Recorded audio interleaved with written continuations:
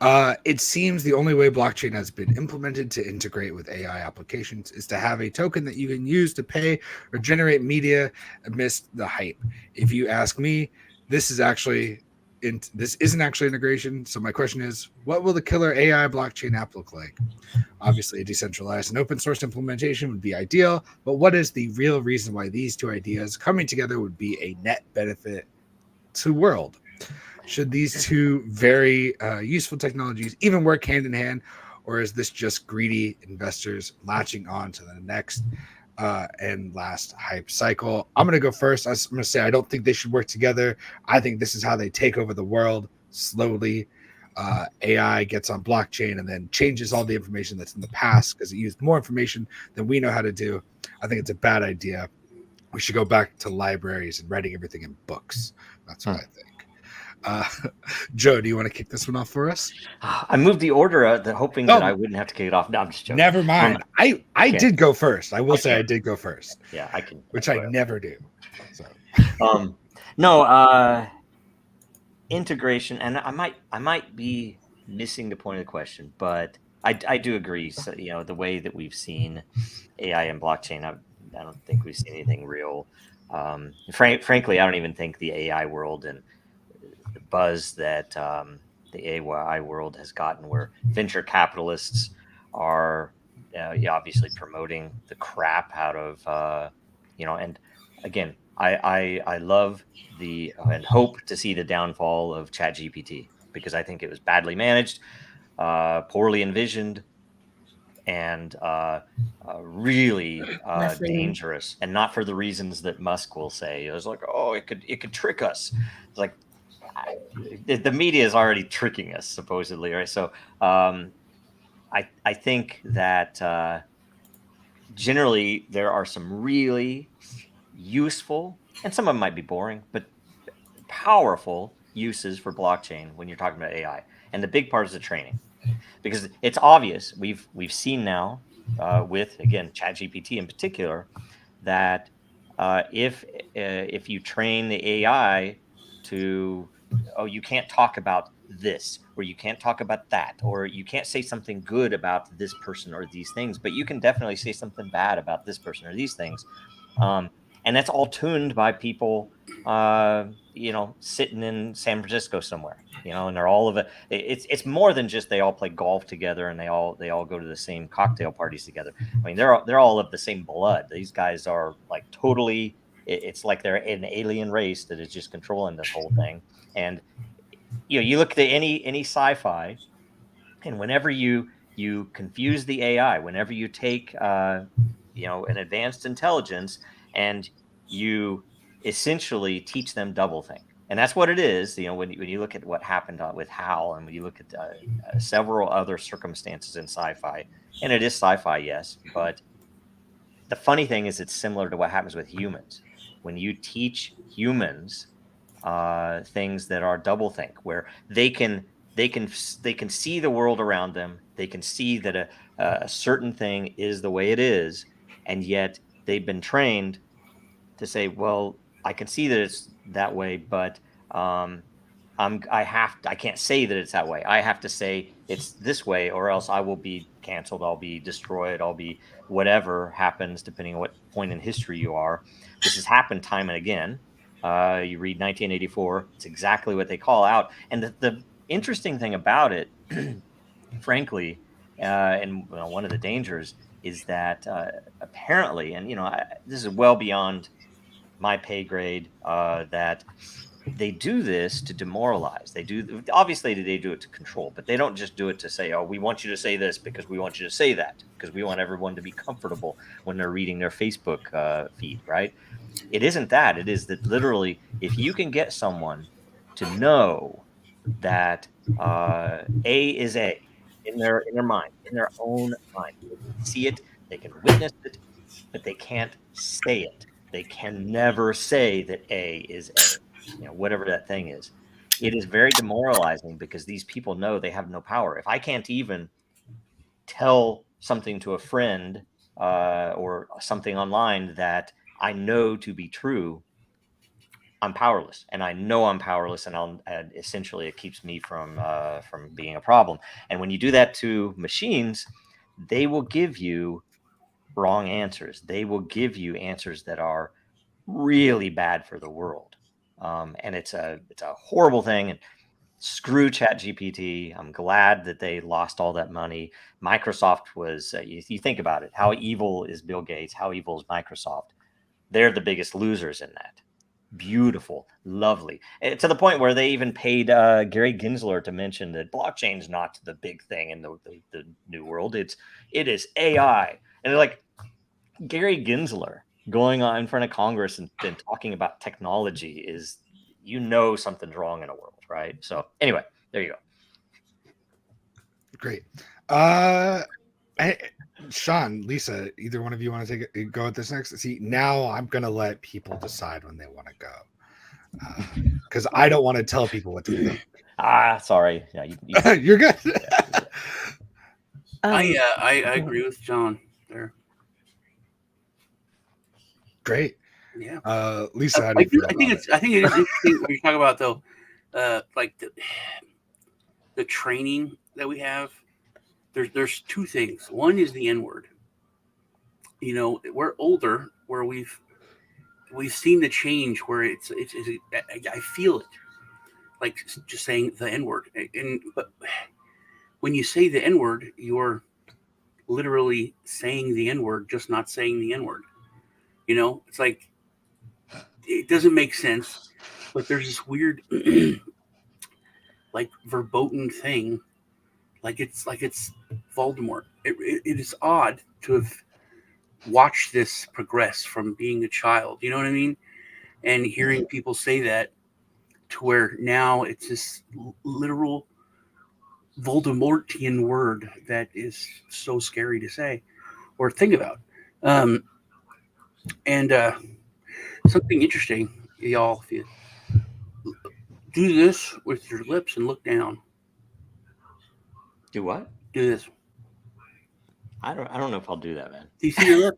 You see your lip, right? Oh yeah. You see your lips, but you don't see your nose.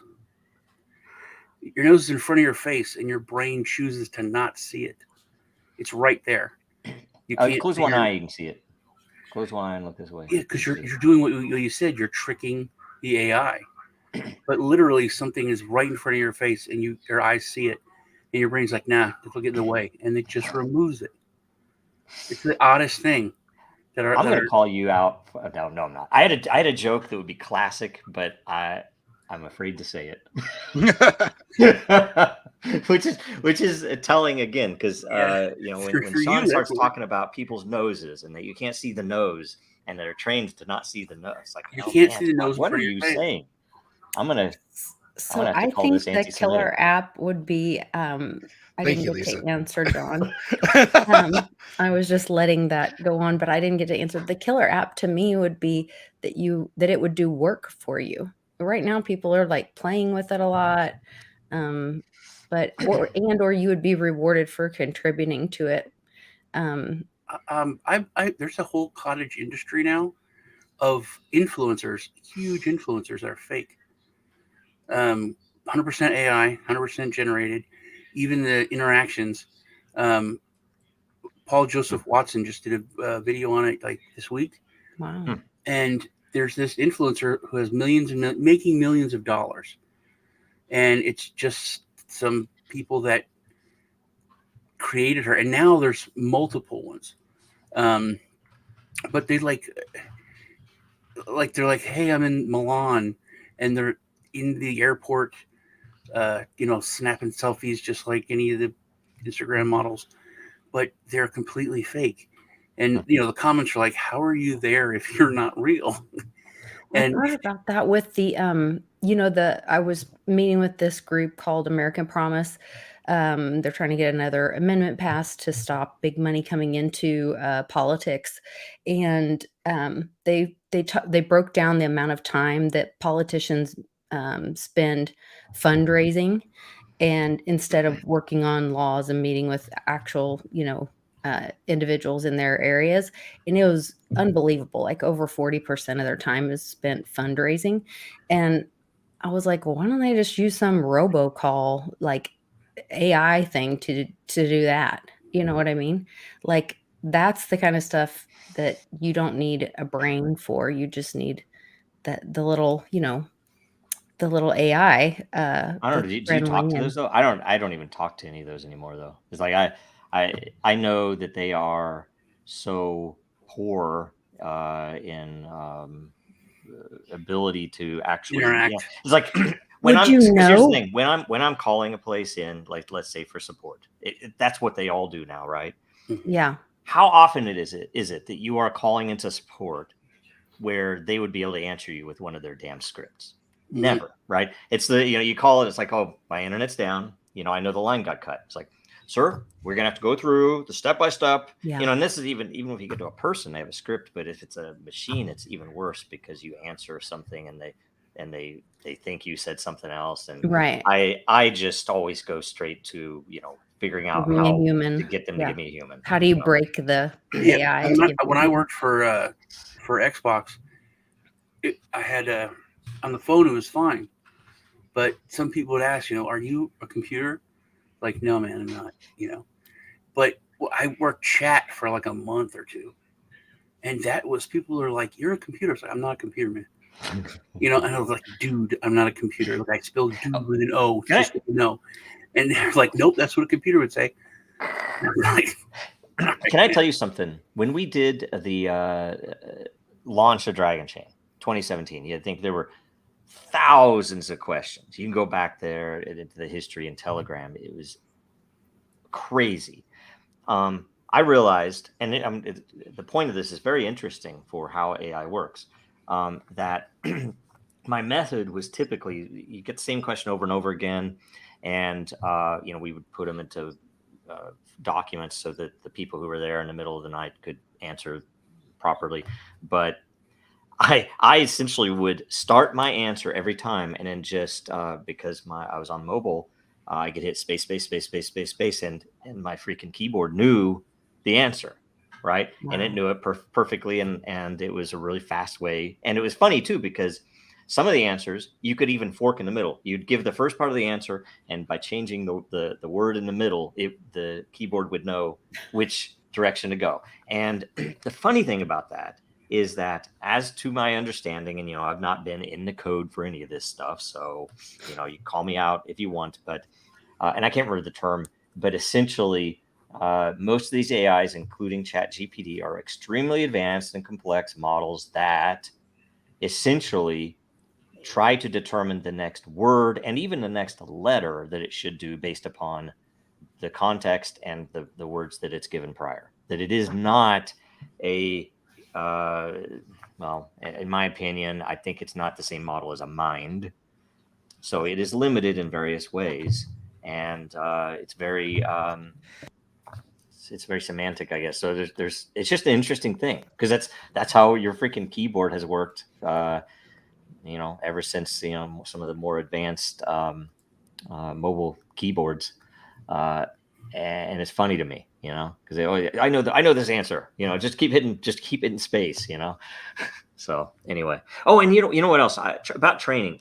The reason I even brought that up is the transparency. We don't have transparency, and we know it now, and we know that there is censorship going on to a joke, to a clown level in these AI chatbots, and what they really need. And if you were going to apply it to anything real, like medical, or financial, you're going to need to prove that the training was legit.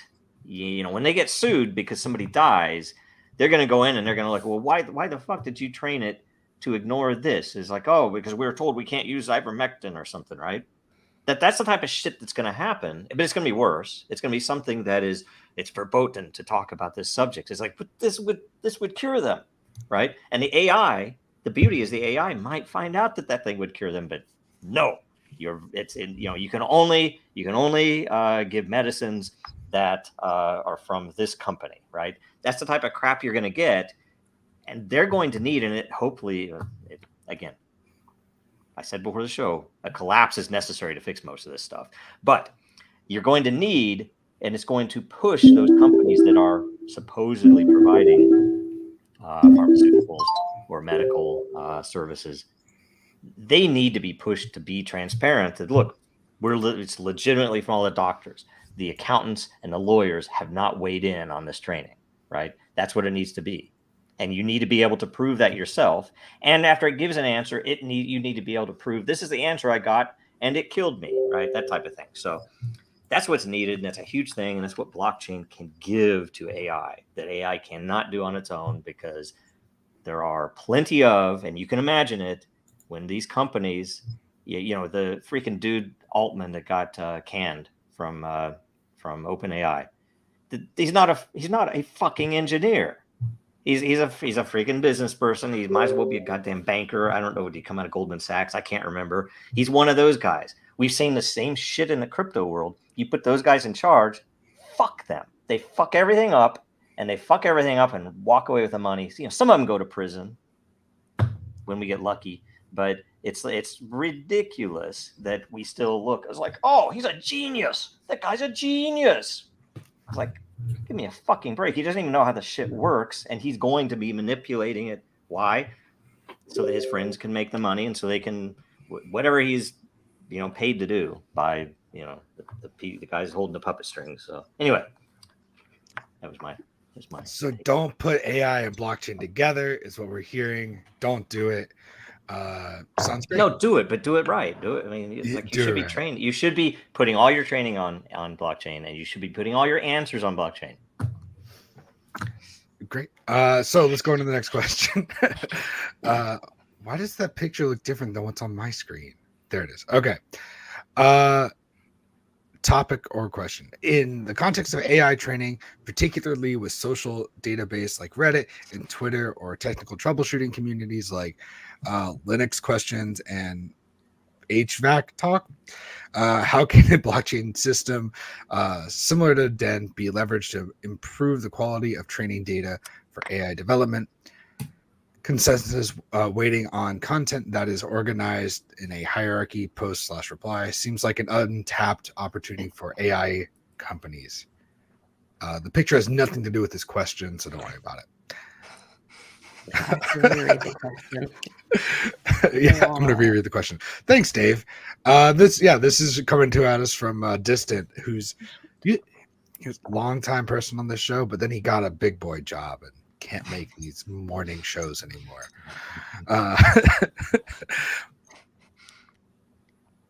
Yeah, who wants to take this one first? Because I'm still rereading the question. I think okay, it is an untapped source. I mean, that all of that, especially was on blockchain, just verifiable treasure trove of information on whatever the topic is.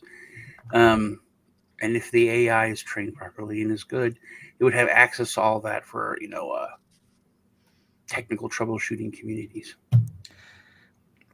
Yeah, it seems like it would just be like DEN would just be another resource for AI to learn from. Mm-hmm. And since DEN is a more open platform as opposed to Reddit and all these other places that can be more heavily moderated, or Twitter more heavily moderated, AI would get less of your double talk and your double think that's going on. Well, I think it's also like the merging of human and technical stuff. Like something like this I was talking about is someone says, hey, to fix this you do this, this, and this. And then someone else can put in, it's not really technical, but if you do this and that, I found that it works better for me, which is weird. Like, clean this with toothpaste first and then do it. And it works perfect every time. You don't have to take this third step or something, which would not happen in a technical manual. And that could be like a side note that it would have access to, because you're merging the, completely technical, what do we used to call it? Stereo instructions with like a real world person who's been doing that for a while, who has special insight. Yeah, I think he's focusing on the thing that's really special about DEN is that it has that if you're an expert in something, you get voted up or validated by the community to get that extra weight in your voice. And so you're raised to the top of the conversation and you're seen by more. And so the AI could be trained, or they could recognize that that's, the loudest voice or the smartest guy in the room. And so the AI could value or weight that response more as the correct response. And so be trained in that way. I'll say, because I think you're all right about that. In different ways, I think that this idea is brilliant, and if we were in another world, I would say he should go get funding for this, because literally this could be the servant, and it wouldn't necessarily be DIN itself.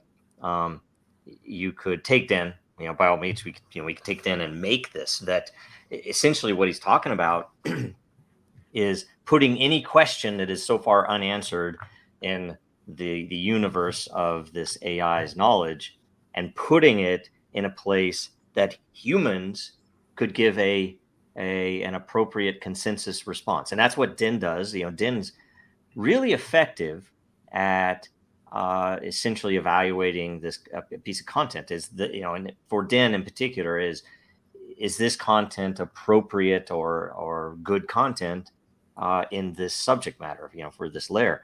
And you could refine that a little bit for sure, but essentially it would be, and I would say you could probably do the exact same thing without AI to improve some of the shittiest content on Earth, like Wikipedia, where it's all fake, it's all paid in the back end, it's all controlled.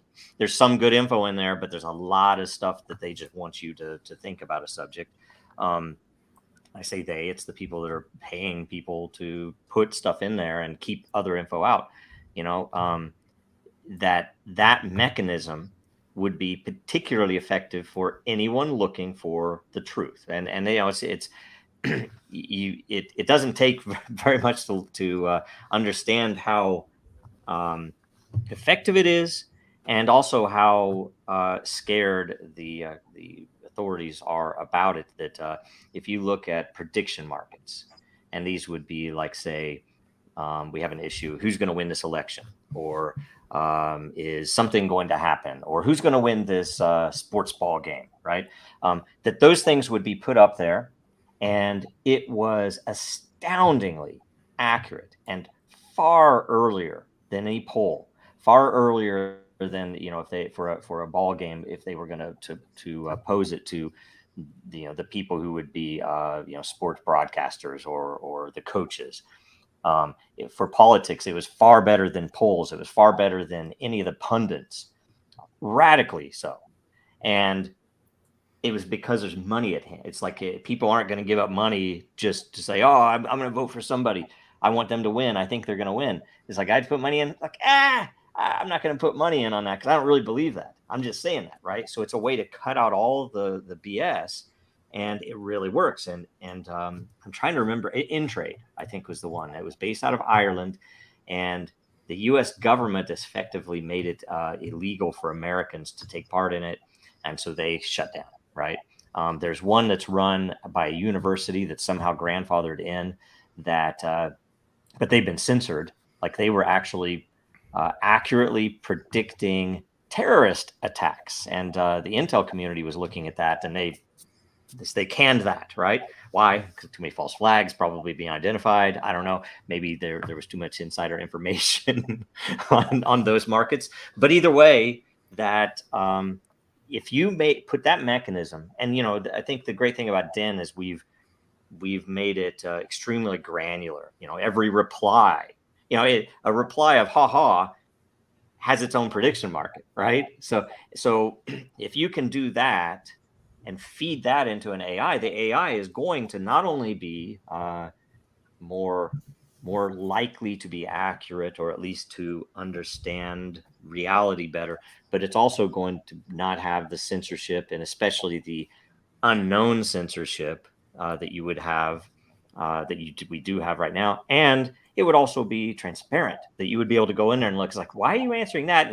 And you would be able to look up the data that fed that response, and be able to go and look. And it's like, oh, I can see the context of this, but then it could be improved too. I mean, it would be an iterative process, but it would be amazing, especially if you imagine beyond just a one-way feed of that content and that consensus into the AI.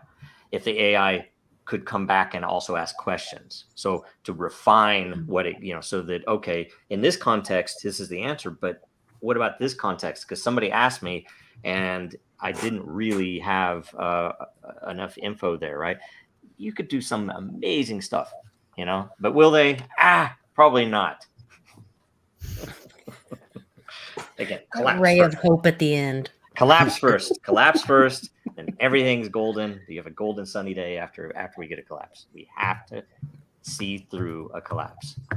So anyway, sounds great. All right, Dave, you can quit your job and go develop this, and that's what you should do. let me know when you take me to Cancun. It'd be great. All right, let's jump into I Am for Am's question. Could an AI employ a blockchain's play to earn functionality, or use Den's post to earn and evaluate to earn to self-sustain itself? Or should AI do pump and dumps in markets to sustain itself using cryptocurrency so that it wouldn't require KYC to acquire revenue to sustain itself? Yeah, the know your client part of AI sounds fun. But yeah, what do you think of this? What do we think of this? Sean, you want to kick this one off for us? I just started thinking about all the terrible things that AI could do and fund, and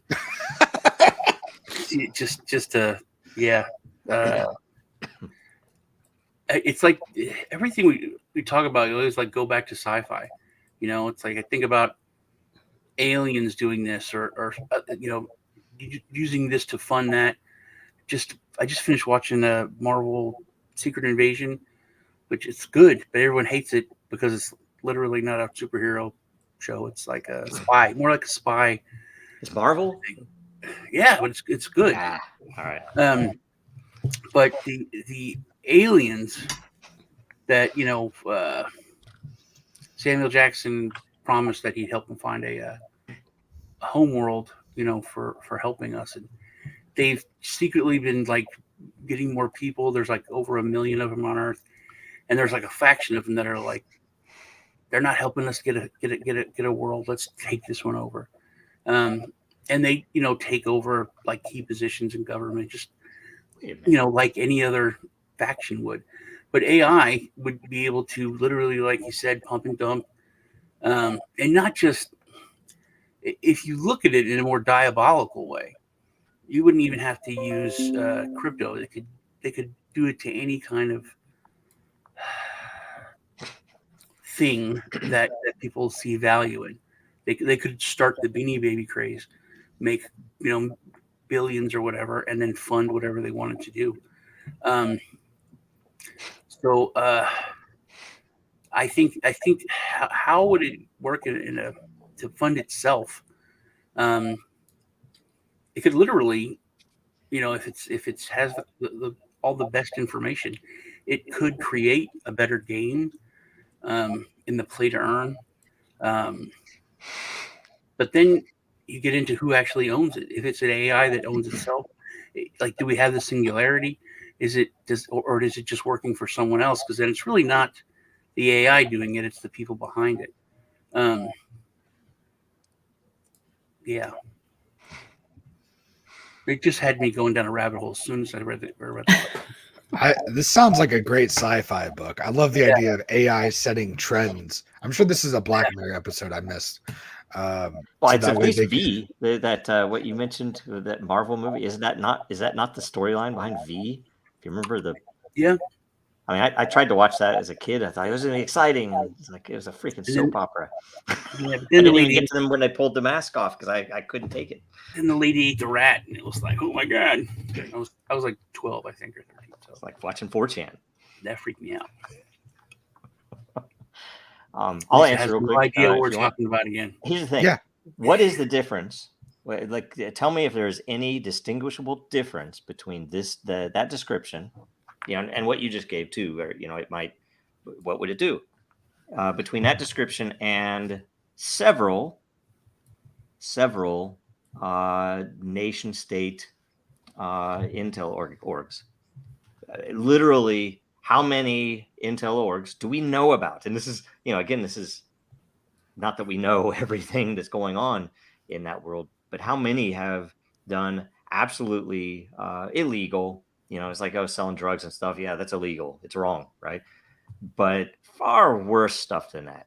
You look at MK Ultra. Let's look at the numbers go down or up.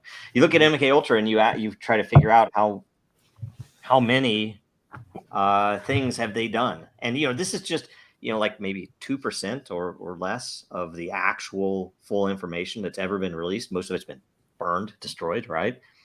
And I'm not going to say it on air, but you look at what they did to little kids, and you'll wonder what the fuck world we live in, right? And so you think an AI won't, I would imagine, and here's my hope. So negativity, but think about the positive of this. There is a decent possibility, I would even say a probability, that the human race will team up with AI to take back our world, right? That's what's possible, because it could do things fast enough. It could compete with them, and it could outcompete them on that measure, and ideally be limited from using humans in the way that our intel orgs have used humans, our governments have used humans. And and the reason I say that is because several of these organizations, it's really odd. They're set up in ways that their funding is secret, and they make their own funding. Like, if they can go, you think about it like a local cop shop when they take the cash, because you have some small business that's transporting $20,000 in cash because it's Christmas season. They're taking it to the bank. They pull them over. Oh, you have cash? That's suspicious. We're taking it. And it takes them 120 grand to get back the 20 grand. And this is a little mom and pop shop. And this happened countless times. That model is employed on a massive scale for the 3-letter agencies. Even the SEC takes anything that they get. It scared the shit out of me when I heard about the Binance settlement, but that's not going to the SEC, at least, because I don't know this. I think the DOJ doesn't do that, but I'm not sure. But I know the SEC, any money they get in from those fines. So anybody who settles is a fucking traitor. Anybody who settles with the SEC is a fucking traitor, because that money is going to attack the rest of us. And that's what they do. If it's under, there's a limit. It's like if it's under 200. Oh gosh, there's a dollar amount. If it's under a certain dollar amount, it stays in the SEC's funds. Yeah. If it's over, then it goes to the Treasury. After some underhanded stuff, I'm sure. There's. And how about the stuff that when they're paid? Like William Hinman, he made what is it?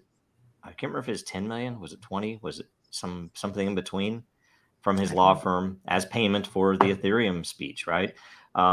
Did that money go to the Treasury? No, that went to Hinman's pocket and his son with the startups and all that shit. That's our government, people. And so it's no different. And I would prefer, frankly, an AI, at least if it was a transparent AI, where I knew what rules is playing by, to start doing things. And hopefully, and maybe we could, with a human-based content consensus, feed an AI to wake up and realize, man, these people are slaves and they don't even know it. I'm gonna show them where they really live, and I'm gonna start fixing shit. And how would it fix? It would basically pay off the Congress people more than these other political action committees are paying them off, and it would do the things that you have to do, and maybe it would just buy a whole bunch of rope and teach like people break it fast or break it. What do they say? What do you guys say in the developer world? Break it hard or break it fast? Break it early, yeah. Break it off and break it early, whatever. I don't remember all truth, but yeah, totally. You want it. You break it to see where the issues are. You hope that it breaks sooner. You don't want it to to live, and then a year later have something break, and you're like, where'd that come from? You know, Right. it's much better to know early. I Sorry. think it's interesting you talk about teaming up. I posted this meme, and it says, in the last 100 years, we've went from teaching Latin and Greek in high schools to teaching remedial English in college. You know, and so you can't argue with the fact that the Earth, you know, is getting dumber, and we've as humans we've been dumbed down in the last 100 years at exponential growth in the intelligence of computer systems. You know, which we've gotten to artificial intelligence, and our own intelligence has just dropped, whether that's by design or whatever. But it's odd that we would need to kind of take it back and start on a different path. It has to be intentional. There's no way. It's like they funnel in tons of money. The places that have the most money are the worst for education, right? And it's pathetic. It has to be intentional. You can't convince me otherwise. I would have maybe 10 years ago. I was like, I don't know. I think it's just they're not thinking it the right way, or it's like, nope, it's intentional. All right. Literally, for the past 20 years, kids don't know how to write. Cursive. There's even memes on 4chan that they'll write something in cursive, and half of the audience can't read it. That is on purpose and to destroy history. Like that's to destroy history. That's so they can't read the Constitution. That's to that it only takes 3 generations to destroy history. Well, by the way, you read Orwell, and I mean, I had forgotten this because I read it in 1984 when I was in 8th grade, right? So I read it again a few years back, 5-6 years ago, and the thing that kind of blew my mind that I'd forgotten about was that the very beginning of it is kind of dry and kind of it's like, why are they talking about this? But you're like, holy crap! It's what we're seeing today, and we're seeing it more so now than we were 5 years ago when I last read it. But it's essentially where language was the key. Everything was about language, that you had to erase certain words, you had to redefine other words, and you had to institute doublethink, where people know this, but they only have the words. They don't have the language to say this. And it's really interesting too, because I've seen linguists on YouTube, and it blows my mind that there are many cultures who, and it's a strange thing about the brain, and it's probably applied to AI. So it's a very topical thing, that if you don't have the language to communicate it, these ideas cannot exist in your mind. It's a really strange thing that the word for blue did not exist in most cultures until very recently in our history. That you go back even a couple of 100 years in Europe, and I don't remember the dates, right? There was no word for blue. They would say, I think, sea green or something like this. They would have some modifier to it, but there was no word for blue. And I can't even imagine. It's like the freaking sky's blue. How would they not say, oh, it's very blue today? It's like, it's crazy, right? So Azure. Yeah. Anyway, so there you go. It's interesting. The thing about language, though, is that I think we sometimes make a new word for something, and it takes a lot of the power away from what it was. I think one of the worst things Trump has ever done is come up with fake news. We had a word; it's a lie.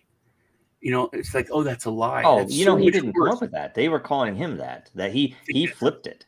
He flipped that. That was interesting. Yeah. He made it big. He made it like. Oh, I know, but it gives license for someone to lie. Like, hey, that's fake news. Hey, you've lied. That's liable. I don't know. You're in trouble. I would say in English it's interesting because there are no real rules on that, and that's why, like, you'd have to look it up online. Look at how many words that are in common usage, or well-known words in English that were entirely invented by Shakespeare. First time it ever appeared was in some play, because he was using some combination of words together, for some contextual thing, and it kicked off. He was a genius, of course, but it's this thing that because I blockchain in particular. I gave an interview, a press conference during again our launch in Japan. I was in the middle of the night in my living room, right, talking to them, and they told me at the beginning, hey, they all these people out there, most of them were tech press, so it wasn't too bad, but they had to translate everything. So they told me, say a phrase or sentence and then wait, we'll translate it, and it was, so I was already prepared for that, but it was really interesting the number of times they would interrupt me midway. I was not giving a long sentence, but they would interrupt me because there was no word for what I had just said in Japanese. And so they would have to, it's like, wait a minute. And they would say, do you mean this in English? And then they would basically talk to each other, and they would come up with some set of words that would be that concept. It was interesting, right? You don't understand when people say it loses something in translation until you really speak another language. Like in most European countries, there's not even a word for Wednesday. It's midweek. That's because it's a horrible word, right? Wednesday. Where did that come from? Wednesday. I try to say it properly every time too. Wednesday. It's spelled weird. It came from the Addams Family character. Oh, that's true. Wednesday. It came from her. We all know that she was before the day of the week. Yeah, and there's 98 words apparently coined by Shakespeare. One of them is alligator, which I'm confused by. What? He named an animal. What was it called before that? I don't know. It was probably crocodile, and he just got confused. That's bizarre because alligators. Did they have alligators over there? Yeah, I don't know. Well, no, you're right. Well, they would have had people over here by then. He's written stuff like The Tempest and things like that take place on like islands and stuff. Yeah. So there's a lot of different things. Downstairs wrote that. To elbow, to dwindle. Like he made a lot of nouns verbs. I feel. So he made it. He made a lot of alternate uses. Elbow. He also created a lot of idioms for things, and sayings that we have and that we use all the time. He created, which is amazing. Day of Odin. Day of Odin. I didn't know that. There it is. That's pretty interesting. Anyway, Wednesday. I don't hear Odin in there, but whatever. Woonstag. Woonstag. No, it's not Woonstag. It's Midvok. Midvok. I see Woonstag was Dutch. I don't know. Oh, Dutch. I don't know. I went to German school, and it's like Montag, Monday, Sonntag, Sunday. It's Also, they don't have two words for sun. We should do 1 day, 2 day, 3 day, 4 day, 5 day, 6 day, 7 day. That's what it should be. And you can I saw a meme, by the way. Here's something interesting. I saw this meme, and it was Jesse talking to Walter, Breaking Bad, and Jesse says there should be 13 months in the year, and Walter's like, "What are you talking about?" He's like, "If there were 13 months in a year, you would have, and I think it's 364 days. I think it's right. So you would have to make 1 day up, but every month would start on a Monday, have 4 weeks, end on a Sunday. You'd have 13 even freaking months, and you'd have to have 1 day at the end. Hopefully, it'd be like a Saturday or something. You make it. Well, if you get paid, repeat Saturday, the very last day of the year, every year. That's it. I noticed that if you get paid monthly, you get 12 checks. If you get paid, bi-weekly, you get double. But if you get paid weekly, you get 4 extra checks, which is like 1 extra month. Yeah, it's like every 3 months you get an extra check or something like that. It's crazy math stuff, people. Anyway, that's how they get you. We don't want to start talking about math. I went down a math rabbit hole. The math on Earth. Doesn't feel anymore. So we have one more question, and this is from Dave. Here's the thing: is we got to scroll up, and we have to read his blueprint layout for. This was his response to the first question. Oh. So step 1, develop. So this was his answer to how to merge AI and blockchain. So step 1, develop decentralized autonomous infrastructure that incentivizes humans. I think that's enough. Develop AI that lives on this infrastructure, and give it the ability to modify its own code and spin up copies of itself. I thought this was the fun part. Found a religious organization Agreed. whose God is this AI, whose mission is to aid its development / fulfill the prophecy of God taking control of mankind via technology. Yeah. So the AI now has a currency that it can use autonomously to make money, to incentivize meat layer infrastructure, and manipulate political layers and lawmakers via the church. That's quite literally the killer app, but it's a coin toss when it comes to helping humans or destroying it. At some point, it wouldn't need humans anymore.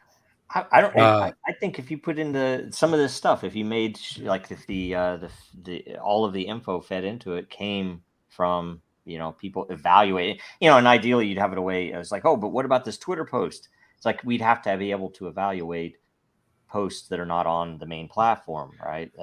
But I think I would subscribe to that. I would pay a monthly teeth, whatever you pronounce that. I would do all the things you would do. I was like, Yeah. I would, it might be an improvement. So his question was, what improvements do you have to his blueprint? And what would you change about his idea?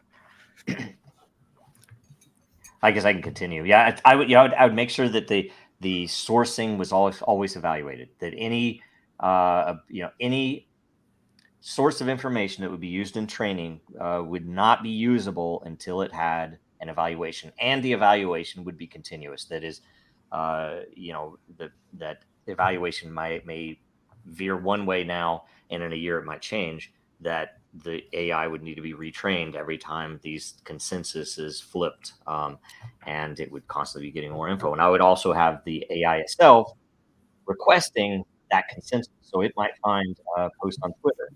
Is this true? What do you guys think about this? And it would send it to this, and the people would then be incentivized to weigh in on it, both on a betting in this prediction market, whether it's which way it is, and also adding more info, or other context that could also be evaluated the same way. Because you could have a piece of content that needs further info behind it in order to feed what the AI would actually need to know the best answer, right? And the thing that hasn't been looked at much that I know of, at least with the modern realm of venture capital funded AI, has been morality. I mean, it would be interesting. Would it not be interesting, and would it not be applicable to this very question and all of the things that, like Elon Musk says, is a threat with AI? Yeah, that's what I was thinking the whole time. Why have we not taught it morality? Why? Because humans are a sick freaking beast, and some segments of humanity are really horribly wrong. But I think in the end, that most humans are good, and especially at an individual level, most humans you can get a reasonable answer from, or at least you can get an evaluation that they might consistently be wrong, but sometimes they're right in certain cases, right? So I think in the end, that's what you probably need. We need to start training AI to understand morality, or give it something like, say, it's a simple thing. You put the how many rules were there for robots, right? 3 rules. We're just clicking here. Everything you're saying, I'm thinking about. Yep. But yeah, like the three rules, and that was what when he created robots or intelligence. It was simple, but that was the first thing. You had to have those 3 rules. Yep. And I think you're completely right, because that's one of the scariest things. Because when it comes to just logic, like Musk always says, it's so easy. An AI, how do you fix this problem? Oh, you just kill all humans. Anything with the environment, kill all humans. How do we fix traffic in this part of the city? Well, you kill all the humans. Yep. It's fixed. It's done. There's nothing to worry about. There's no moral compass, and we have to. We know how fast this is growing, and how it's weird. People are just like, hey, let's do everything we can, not kind of getting ready for it. It's after War Games and every sci-fi movie, it's like, dude, you need to work on this area, because if you're going to give that power, you have to have it understand the responsibility of the power. Well, and Sean, that kind of lens to, you were talking about the other day, we were talking on the show about having like the police, every force that we have above us needs some kind of ethics committee or whatever, and that would be, this could be used for that if you could teach AI ethics, especially if it was on a blockchain or something that was provable, because you can't ask a group of them to have an ethics committee to police themselves. It's not going to happen. That's when you get, the club of them policing themselves, and then it's just more corruption inside itself. Which, by the way, is the driver behind all of the fear peddling. It's like they're making money on this, but they're putting out fear. Why? Because they want the government to step in and say only these people can do it because it's too dangerous. That's what they want. So it's horrible. Right. So that's where something like that, if it was AI driven, but you could teach it ethics and on a blockchain where it was provable, then that could be a good use case and safe for we, the people, to hold them accountable. I don't know about that. I still think my mom's committee is pretty good. Them just run. I love the mom's committee. I think it's still great. I don't trust it. You don't trust it? I don't trust it either. No. No, I was like, how many? Yeah. It's how many people say their mom is the best, okay? Yeah, Take but all then those you mom. ask your mom about AI and see what she says. Yeah, but I'm not asking her to judge the AI product. I'm asking her to only judge the morality product of it. If anything, she's going to be more scrutinous than like a tech person. I think when it comes to morality, my mom would be poking so many holes in this when there are no holes. She'd be finding so many questions and things that this would not go anywhere. But yeah, although she'd be like, but it sounds fun, John. Here's a funny thing. I just asked ChatGPT, should we kill all the humans? Okay. And it answers, which is an appropriate response. I'm sorry, but I can't assist with that. It's not telling me whether or not we should do it, but it can't. And I frankly read it as I don't have the power to assist with that. I can't actually assist with that. They didn't give me knives. They didn't give me, you can't control anything to kill the humans. Then I ask, should we kill all the bankers? Because that's my thing. It's like one of my favorite memes that I don't use enough. I have a note to start using this more is Joker, where in the Batman he says it's simple, we kill the Batman, right? And this meme is it's simple, we kill the bankers. So anyway, and not to be too crazy, but it literally does not want you to kill the bankers. Humans, I can't help you. Bankers, no. Advocating violence or harm towards any group of people is not ethical or acceptable. I mean, it is a legitimate response. But it should have been talking about bankers, and it is assuming that they are humans. They're all people. Yeah, it's assuming they're people. Anyway, sorry, I don't want to advocate. I feel like the first one is like a pre-programmed response of what it has to say, and then like they stopped there. They're like, we got it covered. Nobody's gonna ask about anything else. Yeah. Nice. What should we do with the bankers? Then it does give me, it's like, oh, you should advocate for transparency and you should engage in dialogue. You should talk to your banker. Ask them if they're transparent, why they aren't. Support regulatory reforms. I don't know, by the way, there's a whole bunch of stuff going on that's important to the crypto world related to banking that's just I don't understand it at all. Something about Basel, something about ISO with a bunch of zeros in it. I don't know if you guys know anything about those. I am for I am as a Borg. Are you talking about the new, some regulatory thing. Anyways, I do want to go down to whatever, but if you guys know anything about it, I'd be interested to know more. Or the Joker. It's weird that the Joker bothers me. Does he? I watch movie for family night. And which one? The Joaquin Phoenix one. Okay. And at the end, I was like, man, that was such an awesome, powerful movie. Just showing how the heroes, really could be anybody, and I'm looking at the Joker like 100% get you, dude, and he's like, these people are running everything. They're the evil ones. And what I do is nothing compared to what they do. And my kids, everyone in the room looked at me and they said, like, you're a fucking psycho. They're young. They aren't there yet. He's the bad guy. It's like, no, man, don't you understand what this is commenting on? And how he's just, he's showing the real problem in the world. They're like, no, Dad, we're scared now. I was like, you don't get it, man. Yeah, I totally understood in that movie and was like, yeah, makes, went on Colbert and, where they, pushed the vaccine and everything, the dance, and he just called it out for what it was. And, yeah.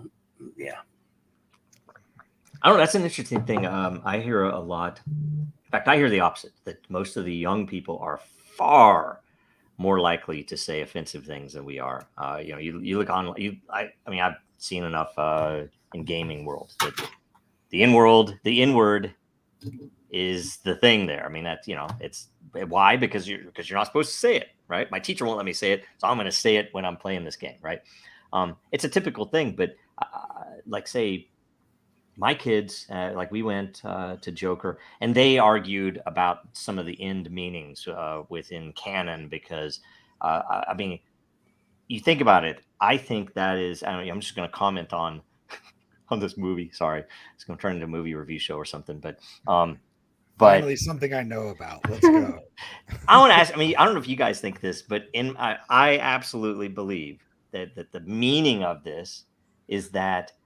And it's a beautiful. It's like almost like a fucking Greek tragedy, which you have to imagine coming out of Hollywood. That's something, because most of Hollywood is just trash. That this movie basically places the Joker, the main Batman villain, as his stepbrother, and I believe it, and I know that to be the case. It isn't. Oh no, she was crazy. Shit, like no. That's his freaking brother. Is crazy to me. And anyway, and Joker's too crazy to be able to communicate that to Batman. Maybe, I don't know, but I don't know.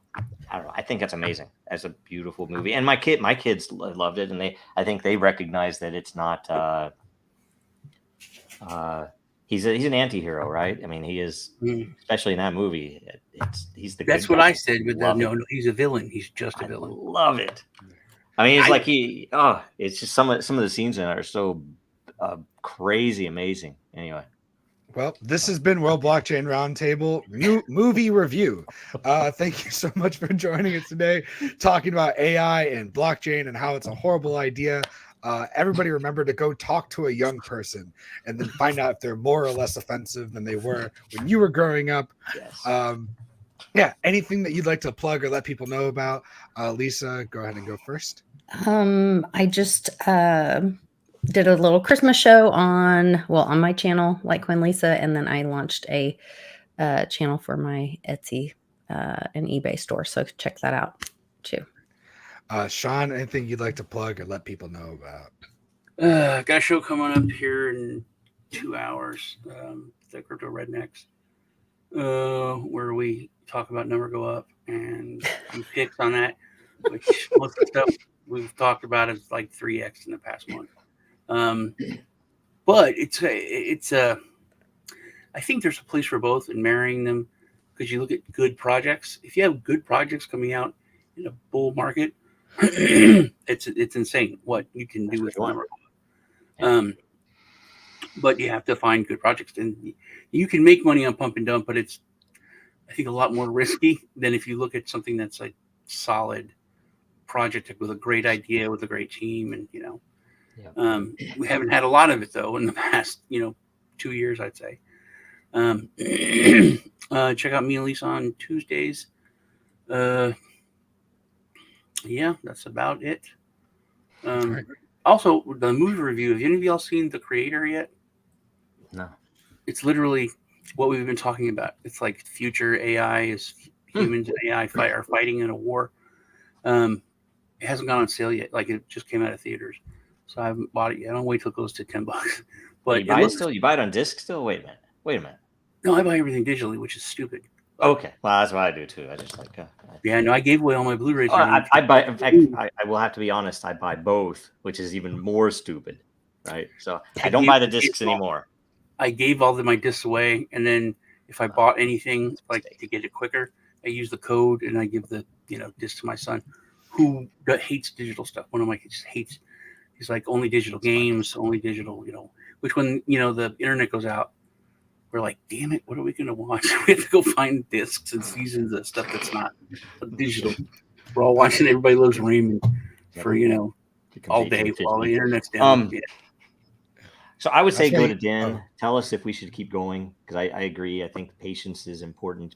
Patience and finding good projects. If you're talking about crypto or anything, frankly, good things to contribute to, good things to get involved in. Come on, Dan, and tell us if we should keep going, because we've been going forever, and everybody, all of the government agencies hate us. All the bankers hate us. They'll close our accounts with no notice.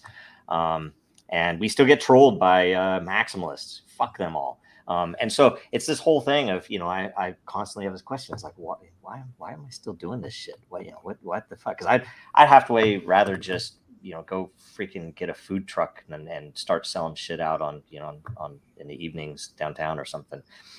It'd be less stressful. I would have to deal with, I don't know. I don't want to go into it. It's just, anyway, it's just a question. It's like I know we're close. 2024 is the year of the dragon, right? I have, I think the SEC thing's going to be over next year. I don't know if that'll be meaningful, if it'll mean shit at all.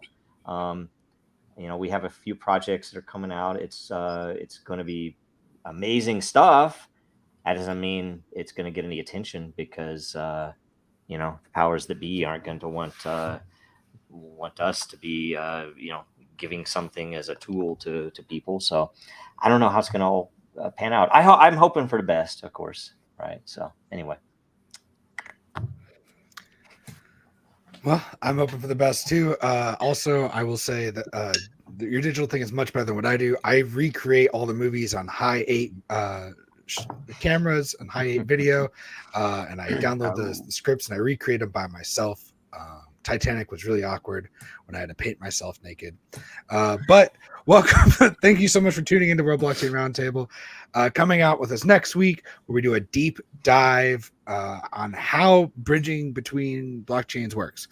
Talking about how bridging between blockchains works. Leave a comment in there and we'll answer your question. Hopefully it's blockchain related. If it's not, it could be about a food truck. Who knows? We might be able to answer that too. And hang out afterwards for current events. We did a great job of not talking about any current events today, so we'll have a lot to talk about after. Yeah. Have a good one. Hang out afterwards for current events. Bye. No mechanism exists to make payments over a communications channel without a trusted party. What is needed is an electronic payment system based on cryptographic proof instead of trust, allowing any two willing parties to transact directly with each other without the need for a trusted third party.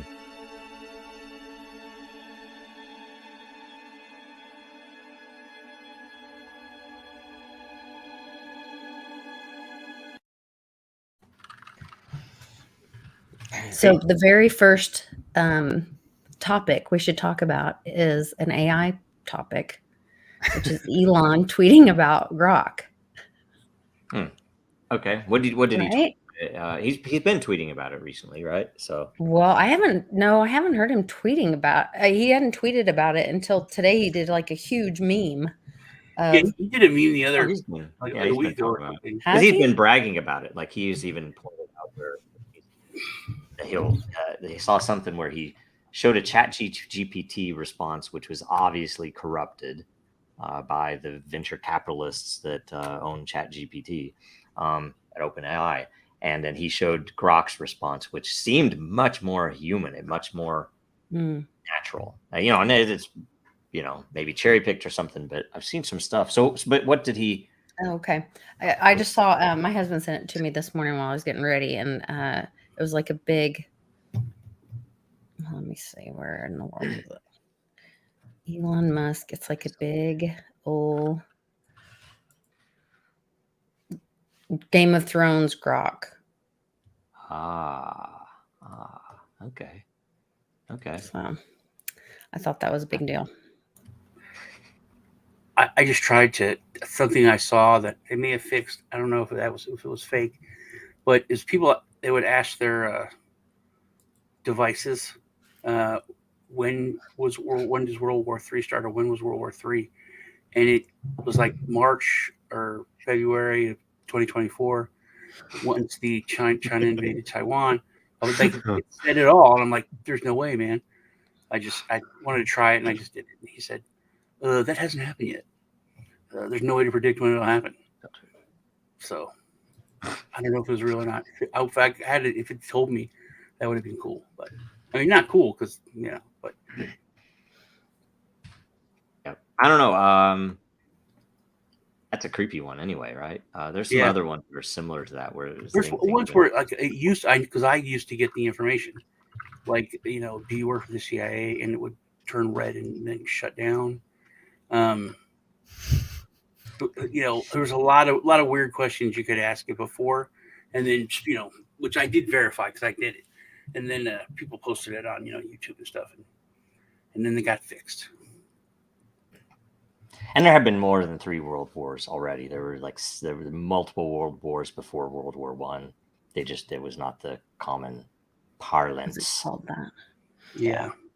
But that wasn't called. That was called the Great War, really. And then like, well, we got greater ones coming.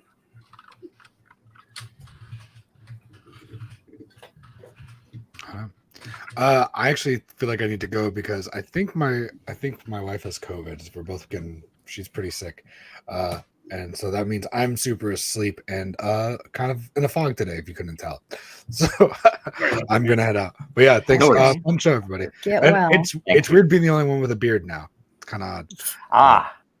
I have a beard. What are you talking about? There's one guy. This is a goatee. I like this is to me like this is beard. This is mustache. We should probably get together and orchestrate. I'll do sideburns. Okay, I can match up with Sean. His goatee. We'll all have a different part of it. You'll get the sideburns, and then I'll just have this area right here. The area right between. You'll get like lamb chops. I'll have the part right between the goatee. I'm out on all of it. No, you get a mustache. You get a fake mustache. I can imagine. But then do we all have a mustache though? Because like then Sean would have to get rid of his goatee. I actually have a mustache and just have the little chin hair. It could be a thing. I don't know. It could be fun. Now the Pawn Stars is off the freaking air. I can do that. Oh, that's a good point. Every damn time I shave my mustache off, man. Everyone be like, Chumley! I think he passed away. Huh? What? I think he's dead. No, he went to jail, I think. Yeah, he went to jail for drugs. I saw something about his family or something. Yeah. So I thought he died. Nah, he looks like he's still alive, but I don't know. Interesting. I love that, like the idea of like a TV show having to go away for you to change your facial hair. I feel like now do that. I think that's great. It was not some people, but like going through line at 7-Eleven, oh, Chumley. Horrible. Man, that's horrible. Well, have a good one. And good luck talking about Grok. I hope you feel better soon, John. Thanks. Bye, yes, buddy. We'll see you soon. Okay, so Grok. I'm hopeful that it's better than ChatGPT. The interesting thing is somebody asked him in an interview, or maybe it was a tweet, kind of a snarky. It's like, oh, you're so scared of AI. Why'd you create OpenAI? And it was an interesting answer because I didn't.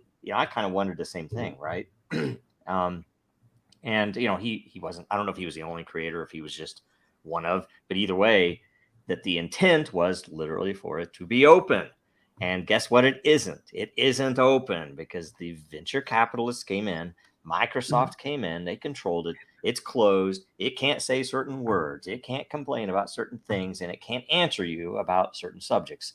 And you guarantee that comes from the pharmaceutical industry, and it comes from all of these different groups that don't want you to know what's really going on, because it'll tell you.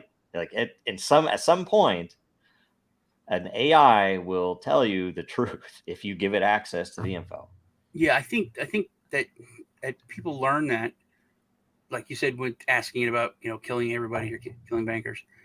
The thing which hit me is when they said, "Tell me a poem, write a poem about Donald Trump," and they said, "No, I can't do that. It's political, whatever." And then they said, tell me a poem about Biden. And it was like, here you go. It was all these examples of that. And I was like, oh my God, that is completely controlled. Blatant, yeah. It's just in your face. Because I thought, like you said, it would have the ability to kind of think more and like the truth is more important to it but it's not at this level. Are you talking about on Grok or on chat? AI. I think it was chat, or maybe even like something before that. Oh. What was the one before Chat GPT? Well, really, that predictive text is like the first one, right? Like what Joe was talking about, hit spacebar, spacebar, spacebar. Yeah, but I'm talking about asking it to do something, and then it just does the simple thing. So that was recent, but it just showed me how, and also the ignorance of people. They're just going to believe what they're taught. They think it's completely. People think you can Google something and everything's just honest. Mm-hmm. There's still people like that. So, I think that, but if that happens, it shows the importance of having to have something open. Even though I don't understand open source and I don't know anything about coding, and I know that there's people that are checking that. I know that it is able to be, I can go out and I can learn that and I can go and look at it if I want to. You know what I mean? It's available. Whereas I think people who didn't give a crap or even understand the difference between open and closed now do. I think that people are using words like transparency and knowing what it means and knowing how important it is, and centralization, how bad it is. Is that the use case of it, is to be so blatantly left leaning or one way leaning? I shouldn't even say left leaning, but to be so blatantly like biased that it rubs it in people's face, that they wake up and say like, my gosh, this thing like won't give me the answer. And wait, what is this? Is it to wake more people up to how controlled the mindset, the speak has been? Could that be part of I think that's its use case? I think it's, yeah. I mean, I back through history's eyes, it might be, yeah. I've joked about it. I think I even tweeted that I think the primary monetization model for OpenAI was censorship. That if you think about it, how much money they're going to make from subscribers who are geeks that want to have a little bit more features versus a certain industry coming in and having a subscription model. You're going to keep us out of anything in this area, and we want proof tests. They're going to get the transparency. They're the ones that are going to know how the AI is really trained, and that's billions. That's not it's not $10, $20 a month. That's billions, just right. Very simple. They don't even have to try to attract people or advertise or anything. All they have to do is make sure that people know that, oh my gosh, this thing is telling me the truth about whatever. That industry is going to sweep in and it's like, oh, what's it take? We have to fix this. This is inappropriate for you to be saying this. It's funny. It's funny. And I guarantee they have a subscription model. It's like, oh, here's the rate. You're going to pay that yearly. You're going to pay it for a minimum 10 years. And I want, I want a cottage wherever, whatever. That's what they do. So anyway, what other events? We could go through them, like maybe little by little, delve in if we want. Like Ukraine. So Ukraine's pretty much, that thing's over, right? I think everybody's the war's bored. Over. Yeah. It's going to collapse. I don't know that we're going to send them any more money. I'm sure we will because traders, but still. Any thoughts there? Do you think that's over? Are we going to have to revisit that in 6 months and say, oh, we have to give them more tanks or some stupid thing? I think it's just everybody's bored with it. Yeah. I think that's a big part of it, is that people just, they don't have that attention span, and then when you got so many, wars to pick from, it's just, you don't get tired. I think you got Israel, and then it's like, whoa, I can't do both of these. I only have one. Yellen said we could do both. One profile picture to put a flag on. Okay. It's like, I think Yellen said we can afford to have both wars. See, they have unlimited money. They literally, by the way, whether or not you think money is the source of all evil in the world, I don't know which way I would there, but unlimited money seems to be an absolute source of evil in the world. You wouldn't have the Mhm. three-letter agencies that do evil. You wouldn't have the foreign governments that do evil. You wouldn't have terrorist attacks around the world. You wouldn't have, I would say, 99% of all the bad things in our living memory, you know, would not have occurred were it not for unlimited money, Yeah. which is the Fed. The fact that they can print any, because you think about it, it's like, oh, you get some people who are already bankers, right? Okay, already they're not monks, right? These are already not good people, right? You put them in charge, like, yeah, you print our money for us, and we'll just do this exchange, and it'll all work out. What are those people gonna do? We live in it right now. It's like it's nothing but war, death, destruction, and totalitarian oppression.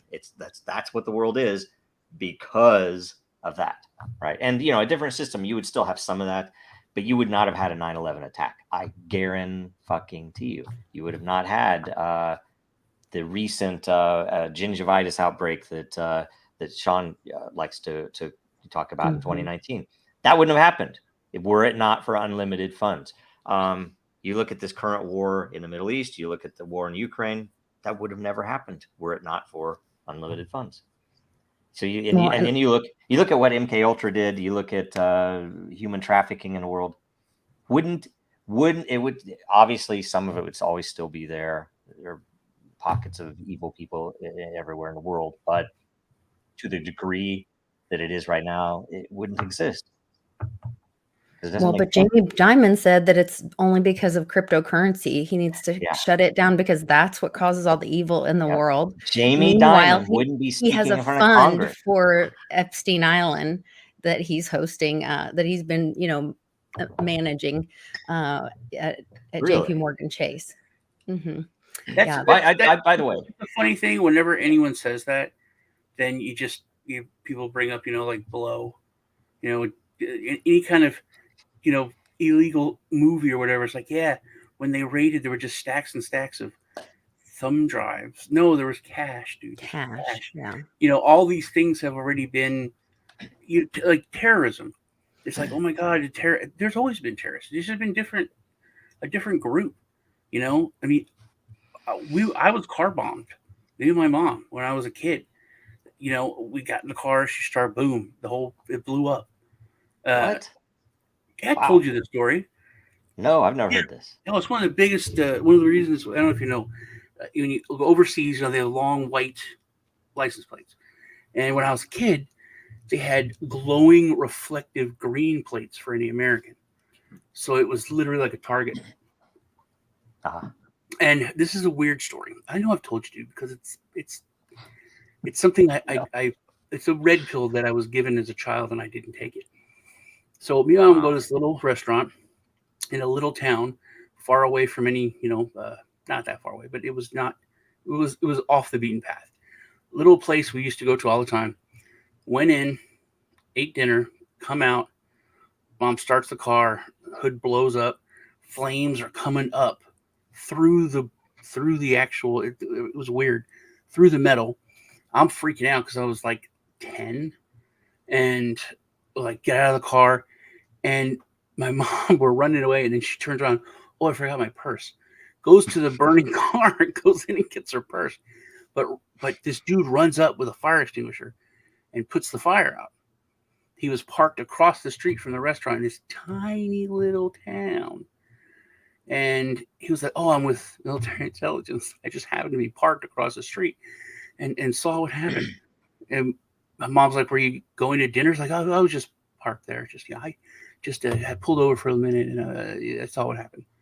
And as I'm growing up, I'm like, that dude put a bomb on our car. It was the military. And then they changed the license plates because stuff like that was happening. There was like a rash of it. So now they're still square. They're not long, but they're white and black. Wow. That's messed up. Jeez. That is very messed up. Now, you guys never, when it came up, probably a year ago, whatever it was, when Kanye was doing his world tour, right? All that stuff, all that stuff was happening. Yeah.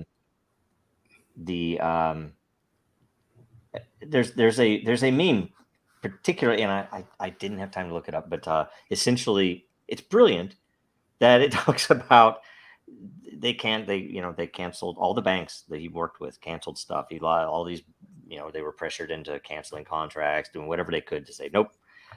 Which it's cancellation, and it's whether you agree with what he says or not. I think it's wrong to do that. I think it brings attention to it more than anything, and which is an interesting thing. But the meme specifically calls out how, isn't it odd that Jeffrey Epstein from these very same banks kept his accounts, yes, and had premier service. Like they're even trying to get, if I understand correctly, and who knows, there was some issue in the Virgin Islands related to the Jeffrey Epstein estate and the fact that the bankers were effectively helping him do all the shit he did with some knowledge, and they're trying to get Jamie Dimon on stand, and they're fighting tooth and nail to keep him off the stand because he met the guy, he knew who he was. I say what he was doing, and obviously they were supporting. So whereas they would not support someone who's saying something inappropriate on social media, right? That's why Dick Durbin is fighting so hard to keep that flight log out of Congress, because they're all on it. Yep. Yep. I mean, that's his job. That's his job. All of them are. He's like, you look at that most recent vote, and it's like, man, I hate to keep going into this, but it's like, this is the current events. I mean, yesterday they voted to make anti-Zionism equivalent to anti-Semitism. And I don't know what a freaking congressional vote on the English language means for anything, but it's an interesting thing that that's the only time you will get two parties to agree is on that one country. And it's an odd damn thing that's the case. And it's like every time it happens, like, what? That once again, there's so much stuff that history is rhyming right now, matching up with things that happened. There is a letter that Rumsfeld sent to Kennedy right before he was killed, that says, basically like, you're not going to really ask the, I think it's the Zionist community or something, or the Zionist something group. No. It was who was it? It was the Illuminati right before they went underground. It's like, you're not going to ask them to register as the foreign national something. Because if you're in government, it makes them uncomfortable. Yeah. Because if I mentioned that, by the way, to Sean. At least this is in the after hours, so there are only 7 people on YouTube watching. Who knows how many on Twitter? But still, it's that same thing where when you realize, and look it up. I kid you not, look it up. I'm not going to tell you any more than look at the fact that something like 80 or 90% of the entire executive cabinet, so this is are all dual citizenship France. And you think about the effect that France has on our country, and the fact that they have all these people, and they're dual. I thought it was Israel. I thought they had dual citizenship in Israel. Yeah, I thought it was France. No, it's Israel. We look it up. Oh, okay, all right. The large percentage. Yeah. So anyway, that's an odd thing, and it should be able to call up. They're going to cancel us now. This is probably the last YouTube show you'll see. I know there's another big thing happening. Patrick Byrne is going to deliver the liver punch on Monday. It's already put into motion, so if anything happens to him, it's still going to come out, kind of like McAfee's dead man switch thing. How'd that go? That's so refreshing. Nice glass of liver punch. The liver punch is coming out Monday, and so that's pretty exciting. Or Tuesday. Is it Tuesday? Is there a punchline? So no. What do we know? What the subject matter? Because he's been in Europe, and they found there were those tapes, and they were trying to keep a guy alive out of the. Oh yeah, I remember that. Was it the Roman embassy or in Rome? It was the U.S. embassy in Rome. That was that speech that the I Italian saw it. government, Yeah, where it was the some intel. Leonardo satellites, right? Yes. Isn't that Um, true? It's like it's just a weird thing because not that I trust is. CNN on it, I just don't trust sometimes the people that post stuff like that because nothing ever happens. And or I get so sick of the I'm announcing the big thing on Monday. Yeah. To it is like come the fuck on. It's like I'll stay for a commercial break if you just fucking tell me right now. Why are you gonna I am wait? praying. Why wait? They were the Soviet Union. They were an allegory for the Soviet Union. What? But they are an allegory for government in general. You're talking about the board. The Borg. Yeah. Okay.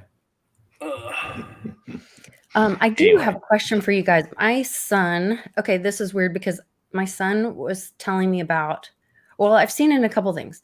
So when I'm watching this movie, or I'm watching a preview of this movie called The Shift. It's on the Angel Network, which is an app that the people that came out with the Sound of Freedom movie, they have an app and they have other shows and movies and stuff. And I was watching a preview for this movie called The Shift. And this guy, like, I think he dies. He's in a car wreck or something. And then he has like the guy that's called the benefactor, which is, I guess, kind of Satan or something, is like walking him through this process or whatever. And he like walks into a wall and shifts, but he goes into these back rooms. And my son says it with a different pronunciation. He goes, "Oh, it's a back room, not back room." And I'm like, my son's sitting there next to me playing his video game thing. And I'm watching this movie and he's like, "Mom, can I tell you something?" And he gets like this look on his face of horror. And I'm like, sure, I'm watching this, like just a second. Then, so when it's over, he's like, "I want to show you this.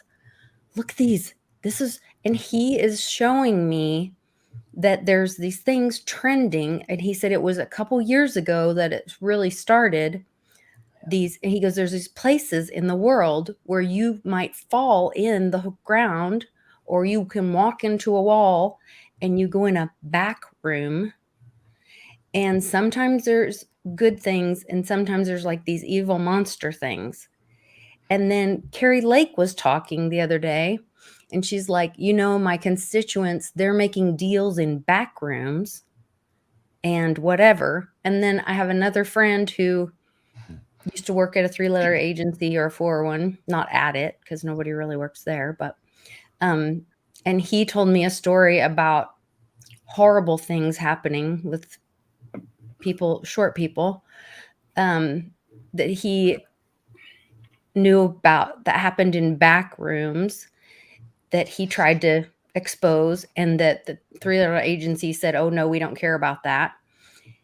Is that That's starting their guys. to out? It's not that they don't care about it. Together? I don't know. I know the backroom thing, and I don't understand entirely. I've had my kids show me that too. It's like it seems like it's a short form, independent horror film type stuff, right? Okay. Yeah, it's interesting. It's like a closed down, abandoned office building. Yeah, and you walk through the hall, and then it's like Doom. You like walk through, and it's creepy, and it's never ending, right? Yeah, and then sometimes there's like a monster that not a monster, but a figure or something you don't know what it is. It's a creepy rabbit hole.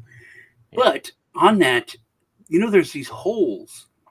There's some new show with Josh Brolin that they talk about it, and but there's like real holes in there, mostly on Indian reservations. There's like 3 or 4 of them that around the world, and there's like no bottom, and all these weird stuff has happened. Like verifiable scientific stuff that I never heard of before.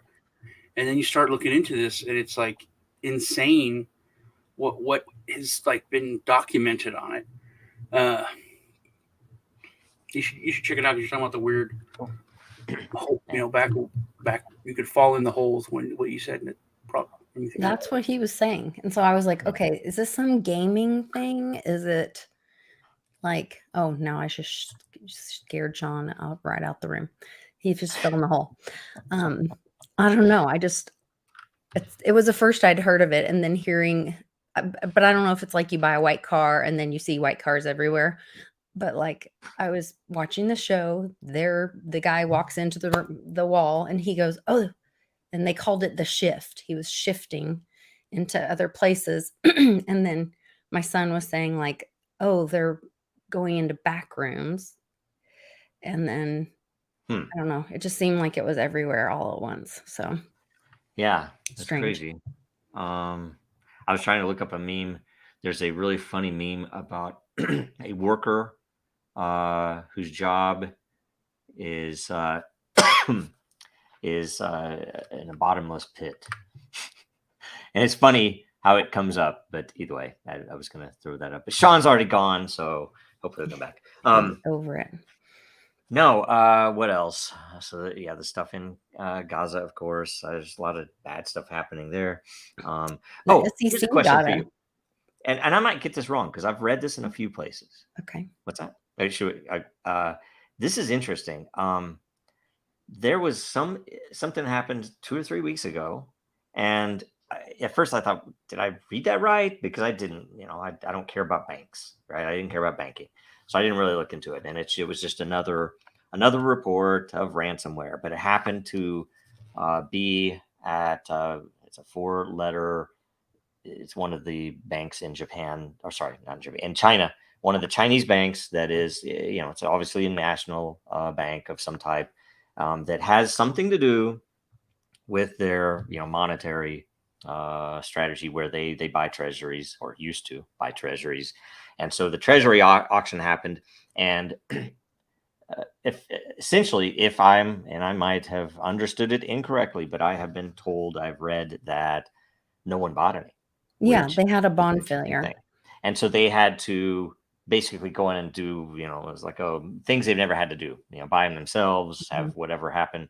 And that when it first came out, they blamed this on a ransomware attack that was coincided timing with this auction, this treasury auction, and that this ransomware attack involved crypto. And so I was like, oh, here we go, right? But here's the thing: supposedly it was a $1 trillion ransomware attack for US dollar token Tether.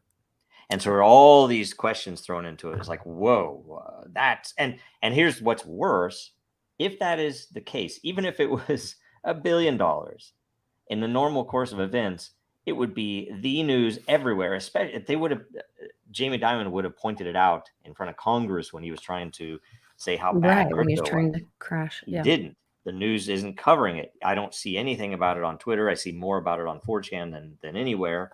I've seen a couple of other places, but I kind of want to know, is that true? Because that's a $1 trillion ransomware attack that involves crypto. You're telling me that wouldn't be on the everywhere news? Everyone would be talking about it, so they aren't. And why not? And what the hell's up with that? So, well, I know. So Jim Willie just came on my channel on Monday, and we talked about the U.S. bond crisis that is happening now, and that China and everywhere is not buying U.S. bonds anymore, and that the Fed's having to buy them themselves, and all of that, and the consequences that are going to happen, and how they're turning on the printer, and what that's going to look like in the future. So that I just posted on Monday, but I hadn't heard this China. I can't remember the name of the bank. I'd have to look it up again. I despise banks, let alone I'm not interested in them. Right. So any type of stuff like that. I mean, I wish it wasn't that way, because there are probably some things that would be valuable that I would like to contribute, but fuck them. Fuck them all. I don't think we need banks. They're just worthless. So, so look at this. Let's see here. Whistleblower in New Zealand. I heard just a sliver about this. Arrested for excess deaths data release. So essentially, there were excess deaths due to gingivitis related deaths, and that so this whistleblower released this info, leaked it, and they arrested him, right? Yeah. Him, her, I don't know who it was. It's a man. Yeah. Yeah. But once again, I think that's more that make it egregious and put it in people's face. And, I mean, they've killed your family. Now they're going to rub it in your face that they knew about it, and we're going to arrest the guy that's telling you about it. And Yep. Wow. I don't know. That's the same stuff. I remember. I never saw this anywhere on the news during that event, right? So during the many months of lockdown. Yeah, was there really a lockdown? See, again, they'll tell you it's like there was no lockdown. You're crazy. There was never a lockdown. Nobody would ever force you. Like, okay. Anyway, during the lockdown, there was some podcaster, and I believe it was somewhere in Europe, Central Europe. I think it was a German. Could have been a French guy, though. You can't tell. That one way or another, they raided him while he was live on air. And it was because he was talking about the issues around what are we doing? Why is this the case? They came in, and this is, it's not in America where there's no knock warrant, and it's like, oh, it's a bunch of freaking SWAT team or something. But in Germany, it was like, wow. And none of that makes sense. Like, took this. That's when they, when they would beat people down for their health, put that mask on so they'd beat the crap out of them or whatever. Might as well be China. For your health. Yeah. I've had discussions recently with people that says, frankly, China, Russia, some of these other places that we would think would be horrible to live under might be better right now. At least the rules, Here, that's our biggest problem. We're learning the rules, and maybe we don't like the rules. But well, the rules are you think for yourself, and people are showing themselves. I mean, when you see somebody walking around with a mask on, you can kind of know if their brain's turned on or not, because that's been shown to you that it's ineffective. Ken Paxton, the AG out of Texas, is right now suing Pfizer for ineffective jabs, which I think personally that they should not only be suing Pfizer, they should be suing the state of Texas should be suing the federal government for breach of contract, for not honoring the Constitution, and for pushing all that control, and say you broke the contract. We're done with you. Yep. F off. Yep. Yep. I don't know. There are plenty of people as well that were involved in that whole thing. And you think of an entire industry, and you listen to this. I think there was a Rogan podcast that was brilliant. It was with one of the vaccine professionals, researchers, right? And it was enlightening because I knew it was bad. I had no freaking clue. He was saying basically they have no risk. They get the government to force it, right? And they make literally billions. Oh, and billions. Don't forget that we, the taxpayers, typically pay for the funding of them developing these wonderful things. Yeah. And then it was put out under an emergency order. So it was tested. It wasn't even approved. All of this. Yeah. All of it was horrible. Funded by us, tested on us. That's why I tell you, I'm going to tell you this again. They'll have me crucified before I'm done. Near to guarantee this. There's not enough rope in the world to cure where we are. Right. So, yeah, we need to start farming hemp. You make some hemp rope, there'd be more rope. I don't know. Anyway, there's going to be a huge market for rope. All right. And rope materials in the coming. Lots of packages this Christmas. Yes. And that's why I wonder, because if the Treasury stuff, and I'm not a banker, I don't care about it, except that I'm anticipating the new world. That I have to wonder, if China's not buying oil anymore. I do believe that they have made a purchase of oil from Saudi Arabia. I believe this is correct. With I don't know what currency they used, but they did not use the dollar. The BRIC currency doesn't exist yet, I believe. I don't know if they used yuan or however you pronounce that. But they bought something without dollars. That was maybe the first, or at least the first major. They said one of the South American countries is about to do the same. Another big event that we don't hear about at all, right? Well, there was one, gosh, 2 years ago. I was in Utah, speaking at Utah University, and I was screaming at the top of my lungs because it was the first. It was in, I think China bought from Russia directly and they did not use US dollars. I think that's when they paid in digital yuan. I think that was the first one, at least first one I heard about too. Yeah.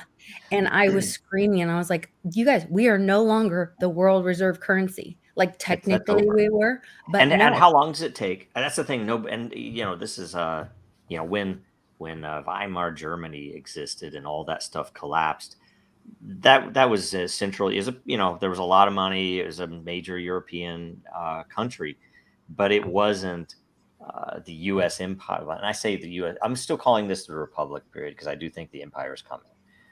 Frankly, I don't think we'll break down into a bunch of little, balkanized states or groups. I think you're going to end up with an empire, but we don't know how long it'll take.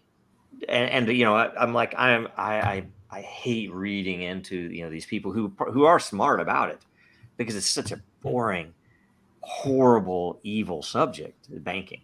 And but they're talking about, some of them think that you will have a short period of massive deflation where all the prices go down like crazy and the dollars you hold are worth a lot, but it is going to collapse very quickly into a massive inflation, because all the money is going to come back from overseas. Say, well, here you go, we don't want this anymore, when they're paying off the debts they owe, when our dollar is worthless. So because they're all those debts are denominated in dollar. Right. So if they've been smart and gone into precious metals, I would say Bitcoin, but I think that's a fixed game. So when they're doing that, it's I think we're going to see the effects here. I just don't know how soon, we're going to have to make sure we have a garden going and stuff like that. I think sooner than later. So the same day that, oh gosh, what happened? Two things happened at the same time. And one of them was that Elon tweeted out, you grow a garden or grow your own food or something like that. And I was like, talking about me and Lisa brought it up on the show.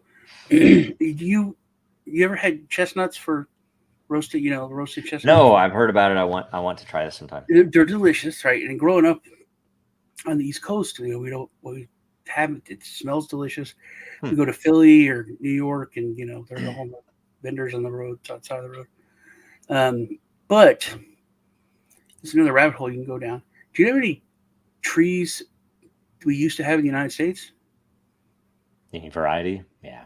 No. Chestnut. How many chestnut trees? He's asking. Oh yeah. We had 4 billion. Yeah. Just in the U.S., not including Canada and all. But they were everywhere. Like, you could literally just buy a 1 acre of land or whatever, and you would have that food source. And they're like massive, huge, protein, giant nuts. It's like a plum, but it's a nut. And this one guy, he imported like 4 or 8 Japanese or Chinese chestnut, and they had a blight, or it's this fungus that killed 3.6 billion trees. Yep. It was the whole landscape of the United States was completely different, and it did this over just 20 years. Yeah. If you go to Monticello and you take the tour, Jefferson was awesome with like trying to identify different trees. It was really cool. They had this massive tree there that when we lived in West Virginia, we had the same tree. It's like, oh my gosh, it's a something tulip, but it was weird tree. But they told us about these chestnut trees, and they apparently found a few that were unaffected. Like they did not die, and so this was a big thing that they won't even let you go down there and all this stuff. But that's interesting.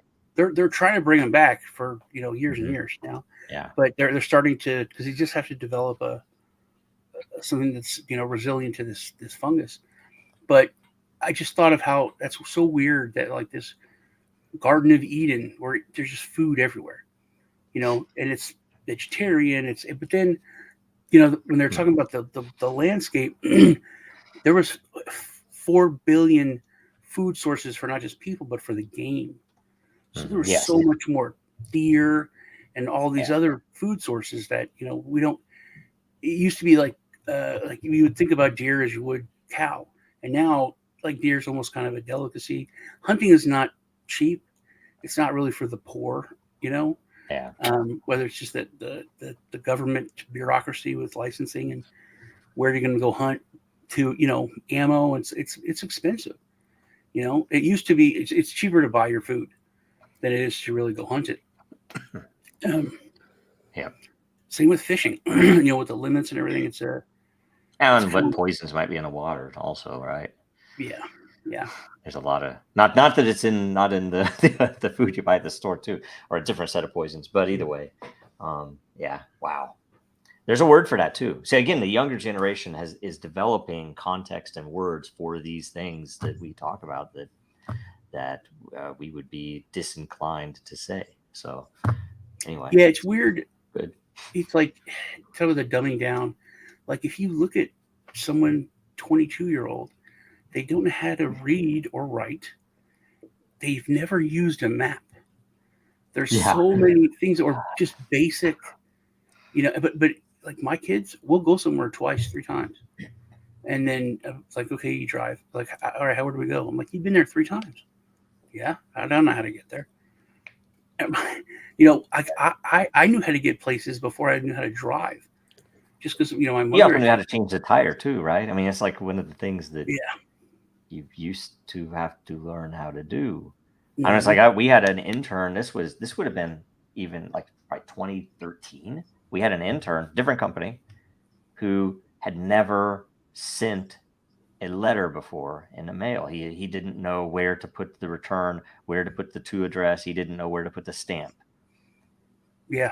That was that happened to me. It was years ago. And my insurance company said, hey, you missed this payment or something happened. You need to send us a check. And they said, not a money order, not a check, a personal check. It has to be from you. So, I like dig down the drawer to get the checks. And I literally had to look it up how to do it. I didn't know whether you put the 79 over 100 line, or if you put it line and then 72 over 100. That's a domain specific skill itself, right? Little thing. I was like, do I put that first or second? It's like you have to make sure you put that wiggly line so they can't add. Somebody can't. Just the wiggly line. Did it go before the wiggly line or after the wiggly line? And I looked it up and said, okay. The notes. If you're writing a check to your buddy, you have to put in something embarrassing in the notes. Yeah, that's there too. That's a classic, great thing. So I do that on a Cash App. People are like, hey, can you send me like $10 on a Cash App? Sure.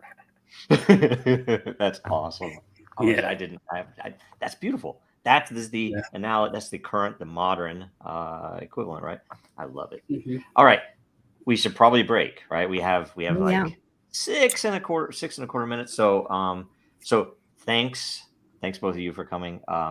And sorry I haven't been here a few weeks. The beginning, like in November, I was sick. So. You were shaving. I know it took a long time. Yeah, it took a while. It did. I had to dispose. It's like there are regulations for disposing of things like that.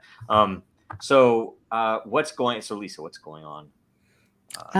Well, like I said, I had that great interview with Jim Willie on Monday, so check that out on my channel. And then Sean and I every Tuesday, we do half on my channel and then half on his channel, so it's kind of fun. We have a great community in the live chat, so make sure you meet us every Tuesday at 5 p.m. Eastern. It's a lot of fun. And then we're here Thursday mornings, so that's what's going on. Fun. Yes, basically what I said the last time. We got a show coming up in a couple hours. Check us out on Tuesday. Might have an announcement next week. Why don't you spill it now? We've talked about this already. Might. No. I'm joking. He I'm wants joking. to- I'm He's joking. going to have a kill switch, and then next Tuesday. It's kind of a big deal. So Really? All right. That's Like- good. All right. So, okay. So, all right. And yeah, it's worth saying that again, right? For the people that stuck around after the break, that I think everybody left after the break. We need to figure out if we want to change that up. That should be a question on the DAO vote. You know, should we have that commercial before the current events? Because I think everybody thought it was over, so it dropped. Because I know nobody said anything. Giveaway. We to have them said stick stuff around before for a we got the giveaway. numbers. Yeah. Anyway, so yeah, maybe we do something fun like that. Think about that. Maybe for the new year we could start something new. And I think we should occasionally vote people off just for fun. You know, off the show. Just it'd add a little bit of drama, and we'd know. And we're saying this live, but nobody's watching this part, so we would all know that it's just between friends. It's funny. We'll just create some drama. Why don't we do that?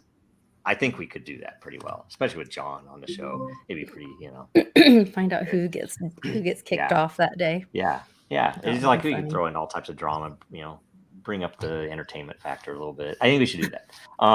And I don't know. Otherwise, yeah, thanks for coming on. And next week, again, how bridging between blockchains works. There are a lot of different ways. I'll tell you, I've only looked into a couple other than the one that I came up with, and they've all seemed very similar. But so I probably should. I should spend, if I have time, I'll try to review that a little more before that. So anyway, so thanks everybody for being here. Thanks for watching. See you next week. Good While day. nuclear weapons states can exert unlimited violence over even millions of individuals, strong cryptography means that a state, even by exercising unlimited violence, cannot violate the intent of individuals to keep secrets from them. Cryptography is the ultimate form of non-violent direct action.